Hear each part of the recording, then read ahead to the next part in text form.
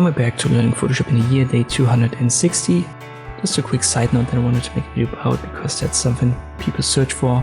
How can you create rounded corners? For example, here for rectangles. When we create a rectangle, I make it fill color black, no stroke, it's a shape.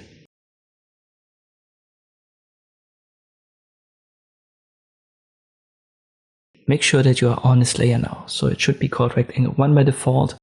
And then we need the properties. If you can't see them, go to Window, click on Properties. And if you open a drop down for Appearance, you now have these 4 boxes. And these are the corners. So the top left box here, for example, is the top left corner.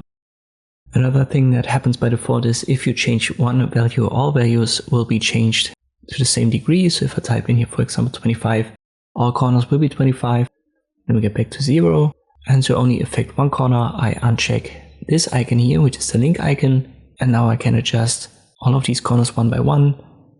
And you can see the effect in real time.